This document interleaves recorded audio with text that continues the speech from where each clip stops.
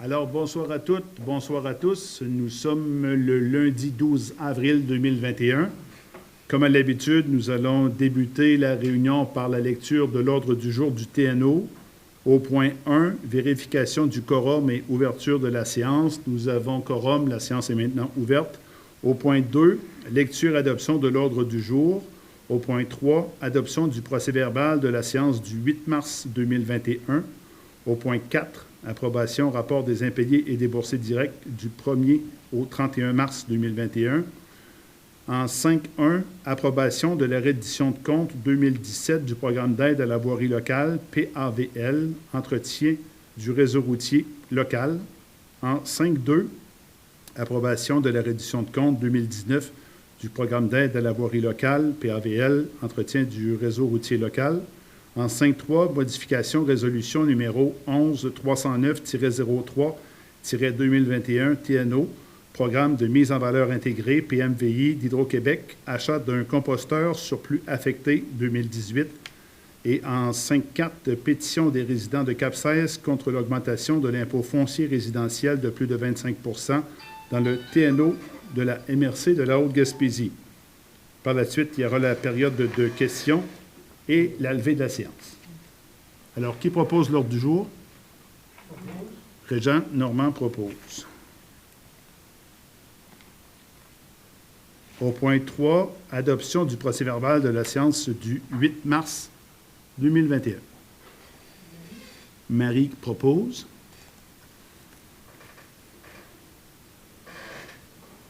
Au point 4, approbation, rapport des impayés et déboursés directs du 1er au 31 mars 2021. Il y en a pour 7 021,43 $. Magella propose. Au point 5.1, approbation de la reddition de compte 2017 du programme d'aide à la voirie locale, entretien du réseau routier local. Qui propose? Guy Bernatchez. En 5.2, approbation de la reddition de compte 2019 du programme d'aide à la voirie locale, entretien du réseau routier local. Qui propose? Simon, merci. 5.3. Je vais le chercher.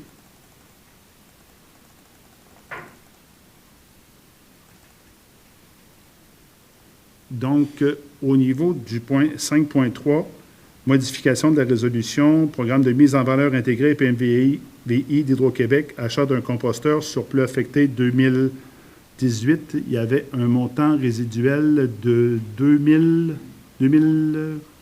OK. Donc, il est, étant donné qu'il y a un montant qui n'avait pas été réparti, alors ce qu'on propose, c'est que la différence du PMVI, ce qui restait, une somme de 2 436 $, sera remis au surplus accumulé non affecté du TNO. Parce qu'auparavant, on avait un surplus de 32 702 et il y avait une partie du montant qui avait été affectée au budget des TNO 2021 afin d'équilibrer les revenus et les dépenses. Donc, la différence, 2 436 $ sera remis au surplus non affecté du TNO. Voilà, accumulé non affecté du TNO. Qui propose? Ghislain, merci. Bon. En 5.4, pétition des résidents de Cap-16 contre l'augmentation de l'impôt foncier résidentiel de plus de 25 % dans le TNO de la MRC de la Haute-Gaspésie. On a eu des téléphones et des courriels à ce sujet-là. J'ai reçu, en date du 31 mars, la pétition des citoyens de Cap-16 nous demandant de revoir à la baisse notre exercice financier, notre budget pour l'année 2021. Bien sûr, j'ai parlé de cette situation au ministère des Affaires municipales qui, eux, m'ont confirmé à l'effet que le budget a été adopté bel et bien en fonction des revenus et des dépenses à couvrir. Donc, c'est normal que les gens réagissent, sauf que nous avons bon nombre de dépenses à pourvoir. Et j'aimerais vous dire d'abord que toutes les décisions, toutes les réunions qui sont qui sont effectuées par les membres du Conseil chaque mois, se retrouve sur le site Internet de la MRC. Donc, vous pouvez voir à chaque mois, 2 jours après la réunion, ce qui a été dit, ce qui a été décidé sur le site Internet de la MRC.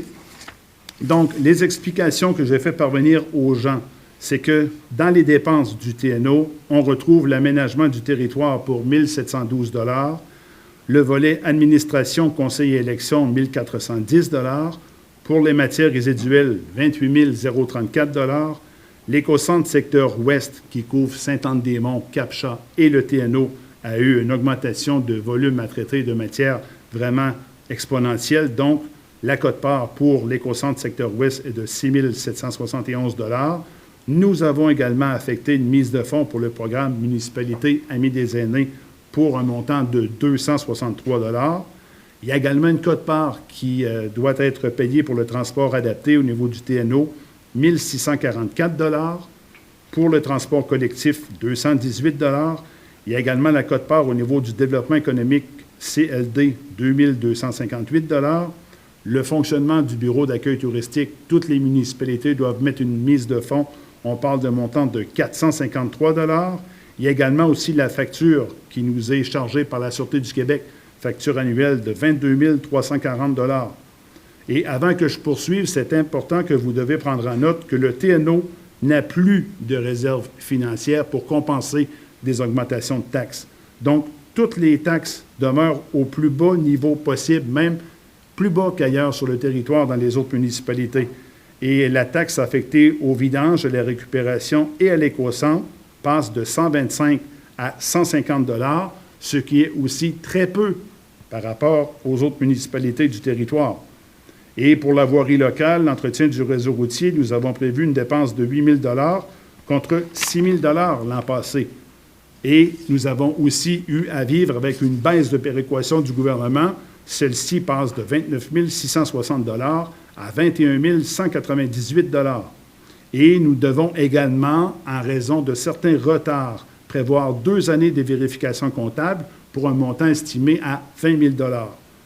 Vous savez aussi que la Ville de Matane nous charge 24 500 $ comparativement à 18 340 $ l'année passée pour la mise en place de la matrice graphique qui sert à la réforme cadastrale. Puis également le coût des services incendie qui a été ajusté en fonction des dépenses réelles au montant de 50 000 $. L'ancien budget prévoyait des dépenses de 32 350 $, mais c'était vraiment sous-budgété. Je pense qu'à 50 000 $, on correspond exactement au coût réel de ce que ça va coûter au niveau des services incendies qui, oui, interviennent lorsqu'il y a des feux, mais également en cas d'inondation. Là, on peut compter sur les services de nos pompiers. Et j'aimerais aussi vous dire qu'à la demande des citoyens, on a affecté un montant de 5 000 $ pour l'entretien de la patinoire extérieure de Cap-16. Et plusieurs aussi nous ont interpellés sur l'état des chemins. On sait qu'on est au printemps, on est en période de dégel, mais on fait tout notre possible pour les conserver dans le meilleur état. Et nous avons également prévu l'achat de chlorure de calcium liquide pour diminuer la poussière. Donc, j'espère que la présentation sommaire aura su répondre à vos questions. Et s'il y a des citoyens qui ont des questions, des commentaires à nous formuler, vous pouvez nous rejoindre. Et sur rendez-vous, on pourra organiser une rencontre avec vous pour répondre à vos questions et vos commentaires. Je vous rappelle que l'exercice a été fait vraiment en fonction des coûts et des dépenses. On a établi le meilleur coût possible pour chacun des citoyens. Et malgré l'augmentation, les gens qui demeurent sur le territoire du TNO bénéficient tout de même du plus bas taux de taxes sur l'ensemble du territoire de la MRC de la Haute-Gaspésie. Alors, sur ce, Maryse, est-ce qu'on avait d'autres questions à part la pétition? Il n'y avait pas d'autre chose. Alors, qui propose la levée de la séance? M. Ghislain Deschênes pour le TNO. Alors, rebonsoir. Séance de la MRC, 12 avril, 19h45. Je vais vous lire l'ordre du jour. Au point 1, vérification du quorum et ouverture de la séance. Nous avons quorum. La séance est maintenant ouverte. Au point 2, lecture et adoption de l'ordre du jour. Point 3, adoption du procès-verbal de la séance du 8 mars 2021. Point 4, rapport d'activité du préfet. 5.1, approbation du rapport des impayés et déboursés directs du 1er au 31 mars. 5.2, approbation du rapport des remboursements de dépenses du 1er au 27 mars. 5.3, soumission pour le service d'entretien ménager. 5.4, aide financière accordée par le ministère des Affaires municipales et de l'Habitation pour les impacts financiers de la pandémie de la COVID-19. Au point 6, aménagement du territoire, en 6.1, modification au schéma d'aménagement, l'érosion côtière. En 6.2, projet de résolution de contrôle intérimaire, règles relatives aux constructions de type yourte ou installations similaires. 7.1, reddition de compte de l'an 1 du projet Lab Nourrir notre monde. Au point 8, 8.1, sécurité, adoption du rapport annuel du schéma de couverture en sécurité incendie et d'organisation des secours. En 8.2, facture de télécommunications de l'Est, accès réseau nomade Haute-Gaspésie. Au point 11, 11.1, SHQ, rapport de fin d'année financière, programme Réno-Région et programme d'adaptation de domicile.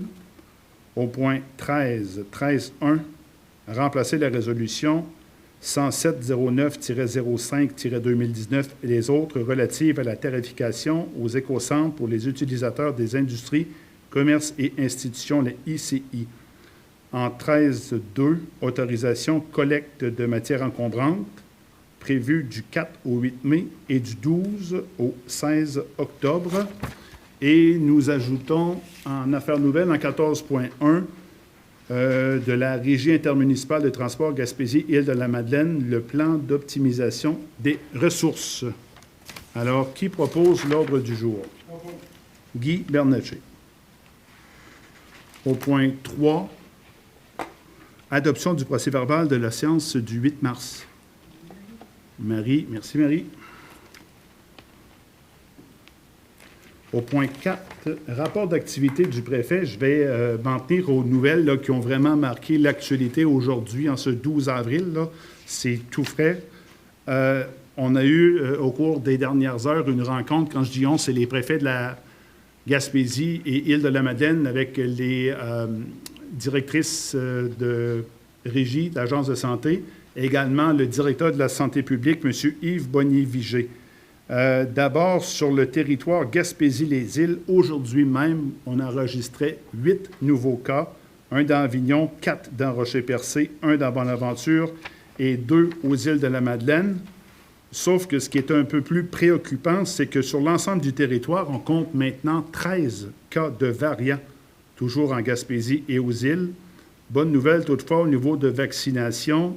Sur notre territoire, le taux de vaccination est à 28 contre 23 sur l'ensemble de la province de Québec. Sauf qu'on s'en rend bien compte, là, avec les statistiques, qu'on n'échappe pas à la troisième vague. Vaccination au niveau Pfizer, AstraZeneca, ça va très bien. Les vaccins font leur travail. On m'a demandé aussi au niveau de la santé publique de rappeler que c'est interdit de circuler dans les zones orange et rouge vers la zone jaune. Chez nous, ce n'est pas recommandé non plus de se déplacer de la Haute-Gaspésie vers Matane ou Rimouski, notamment. On répète que la mesure est importante. On se doit de respecter les consignes. Autre élément d'information, il y a de nouvelles plages horaires de vaccination qui vont être disponibles cette semaine en Gaspésie pour les 55 ans et plus. Donc, sur l'ensemble du territoire, le Centre intégré de santé et des services sociaux de la Gaspésie pourra compter sur 2300 nouvelles doses du vaccin AstraZeneca et les nouvelles plages horaires sont disponibles chez nous. En Haute-Gaspésie, c'est à Sainte-Anne-des-Monts, le 14 avril, de 8h à 17h30.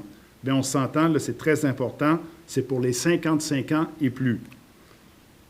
Après ça, ce qui nous a été dit, c'est que un appel au dépistage pour les gens qui ont fréquenté le gîte du Mont-Albert entre le 31 mars et le 9 avril a également été émis par le Centre intégré.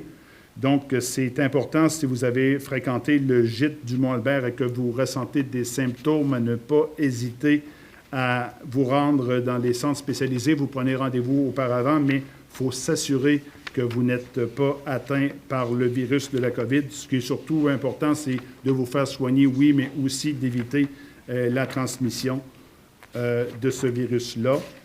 Je me dois aussi de vous mentionner que, j'y arrive, au niveau, on parlait santé tout à l'heure, le dossier des paramédics est revenu dans l'actualité le 12 mars dernier.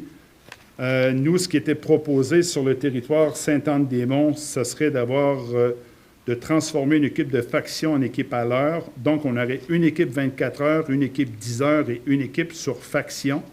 Et ce qui avait été également souligné, c'est qu'on aimerait créer et consolider des équipes de premiers répondants sur le territoire. On parle toujours aussi d'adapter la politique de frais de déplacement. La Gaspésie fait maintenant équipe avec l'Abitibi et la Côte-Nord pour revendiquer un juste montant au niveau du remboursement quand les gens se doivent de se déplacer à l'extérieur pour obtenir des soins de santé. Je reviens aux horaires des ambulanciers. Donc, il y a 4 équipes d'ambulanciers de la Gaspésie qui pourraient abandonner leur horaire de faction si Québec en autorise le financement. Projet déposé par le Centre intégré de santé et des services sociaux. Les équipes ciblées sont Rivière-au-Nord, Grande-Vallée, Saint-Anne-des-Monts et Pointe-à-la-Croix. Et les membres du conseil d'administration du CIS, dont fait partie notre collègue M.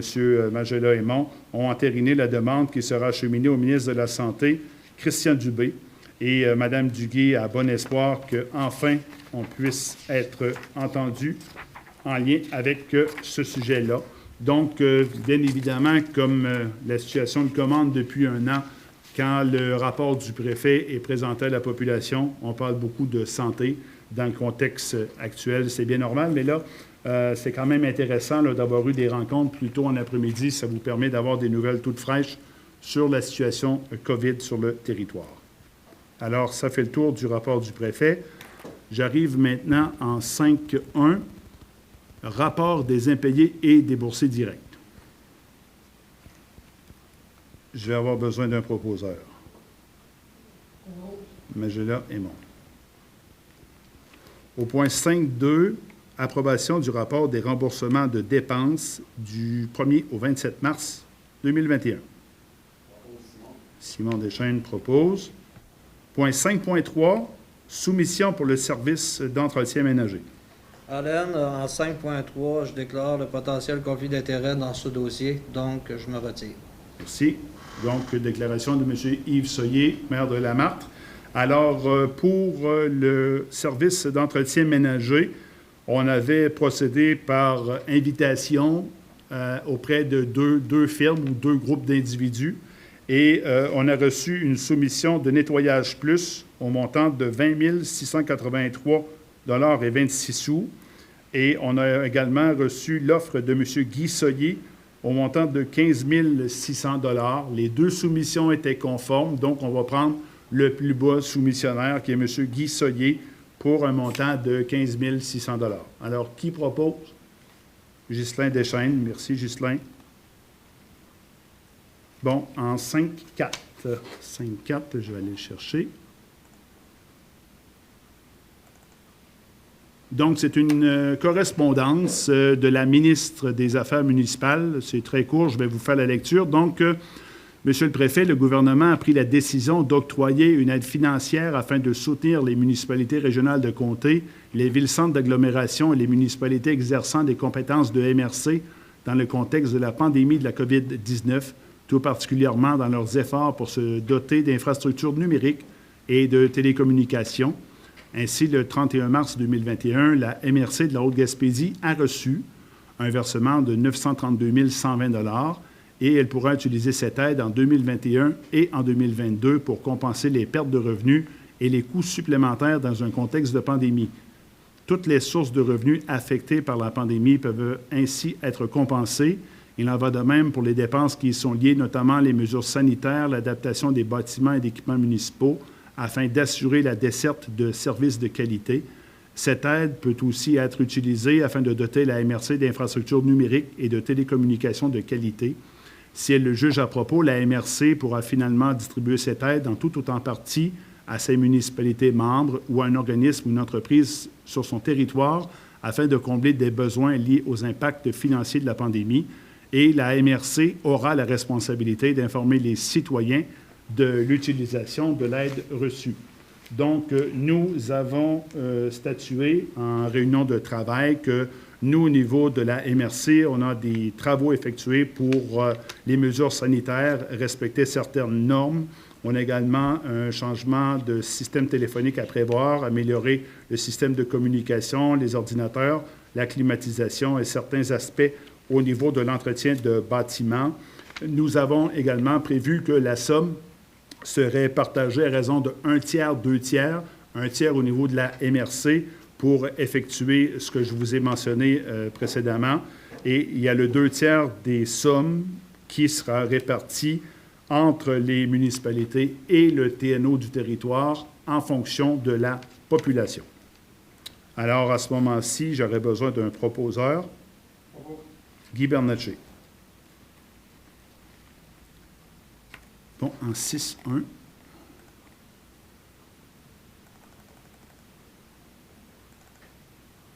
Bon, en 6.1, encore là, je vais vous faire une lecture qui est quand même relativement courte, mais bien importante.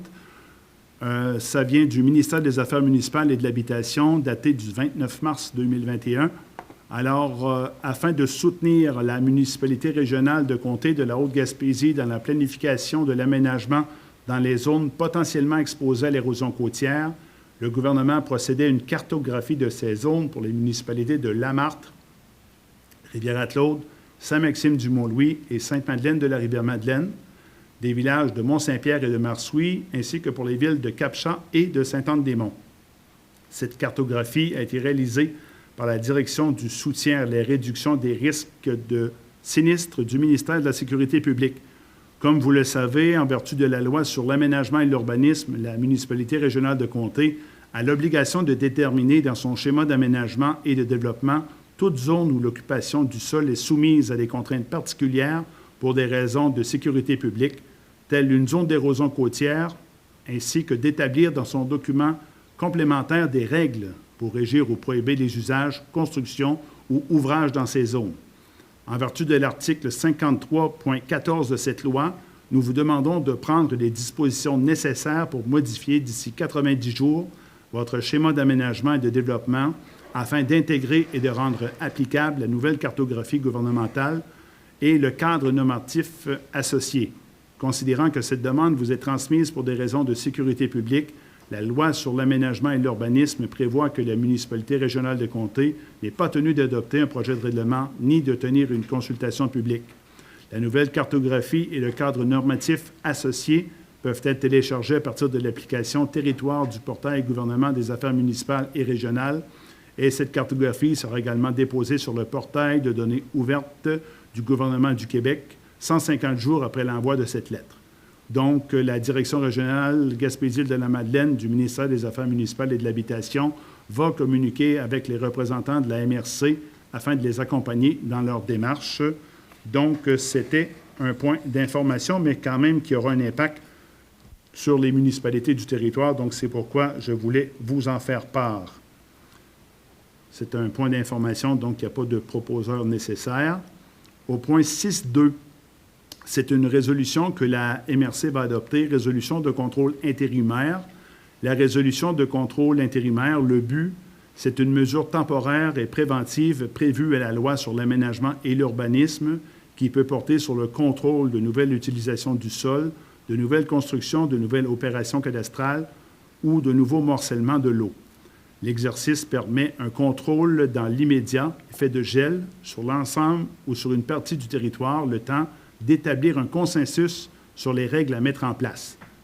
Et la résolution cesse d'avoir effet 90 jours suivant son adoption ou lors de l'entrée en vigueur d'un règlement de contrôle intérimaire. Les étapes à venir sont la publication d'un avis de la date de l'adoption de la résolution de contrôle intérimaire, la transmission de la résolution de contrôle intérimaire au ministère des Affaires municipales et de l'Habitation et aux municipalités de la MRC à titre d'information. Également, on verra l'analyse et les discussions sur les règles à établir concernant la construction de type yourte ou l'installation similaire et l'avis de motion et de dépôt de projet de règlement lors d'une prochaine séance du Conseil de la MRC, l'adoption du règlement lors d'une séance subséquente et la transmission au MAMACH pour avis gouvernemental. Donc, ce soir, c'est pour adoption. Qui propose? Marie, merci. Vous avez maintenant au point 7.1 la résolution de compte pour l'an 1 du projet Lab Nourrir notre monde. C'est pour décision. Simon. Au point 8.1. vais aller chercher 8.1. C'est le schéma de couverture en sécurité incendie et d'organisation des secours. On a eu une présentation là, un peu avant la séance avec le préventionniste Philippe Bugeaud, le responsable de la formation Éric Savard et le directeur Steve Dumont, qui sont venus nous présenter le rapport annuel. Donc, selon l'article 35 de la loi sur la sécurité incendie, on doit adopter ce rapport-là pour le soumettre au ministère de la Sécurité publique. Proposé par M. Aymon. Magela. Point 8.2. C'est une facture de télécommunications de l'Est au montant de 11 497,49 $. C'est à payer à même le surplus non affecté de la MRC.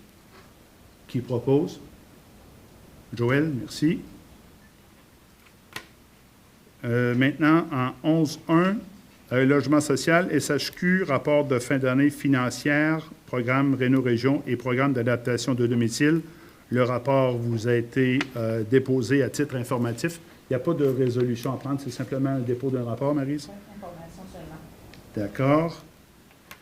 J'arrive au point 13.1, qui est remplacer la résolution 10709-05-2019 et les autres relatives à la tarification aux écocentres pour les utilisateurs des industries, commerces et institutions.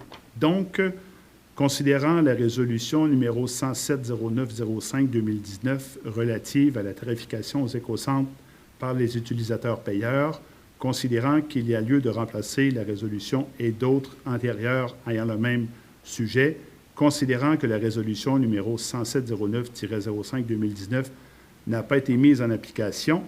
En conséquence, il est proposé par et résolu que le Conseil de la MRC de la Haute-Gaspésie de charger les coûts réels par utilisation au voyage aux utilisateurs de ICI des écocentres dès le 1er mai 2021. Alors, j'ai besoin d'un proposeur. Régent, merci. Au point 13.2, vous savez que le printemps est arrivé, donc très bientôt, vous pourrez vous débarrasser de vos matières encombrantes en les déposant au chemin. La collecte prévue se situe entre le 4 et le 8 mai, mais ça va être indiqué dans votre prochain calendrier de collecte que vous allez recevoir. Là, vous allez avoir les détails. Et c'est Bouffard qui nous a fait une proposition à 21 693,51 plus les taxes. Donc, ça revient au même prix qu'en 2020. Pour les deux collectes, le montant de 21 693. Qui propose? Propose Simon. Simon, si. Ça va. Et on avait ajouté un point en séance, puisque tous les membres y sont. Document qui a été déposé par la Régie intermunicipale de transport Gaspésie-Île-de-la-Madeleine. C'est un plan d'optimisation des ressources. Bien sûr, c'est en lien avec tous les inconvénients, le mouvement de personnel, les postes que les gens ont dû occuper en télétravail, la diminution de l'achalandage, puis également le rôle de chacun en télétravail. Donc, en résumé, ce que ça fait, c'est que ça vient présenter tous les impacts négatifs qu'a eu à subir notre Régie intermunicipale de transport. Donc, le plan d'optimisation des ressources va être déposé au gouvernement pour obtenir certaines compensations. Donc, je vous le résume ainsi, et c'est la résolution pour adoption. Donc, ça me prend un proposeur. Propose Simon. Simon propose. Maryse, au niveau période de questions. Pas de questions. Alors, qui propose la levée de l'Assemblée? Joël Côté. Alors, merci beaucoup. À la prochaine.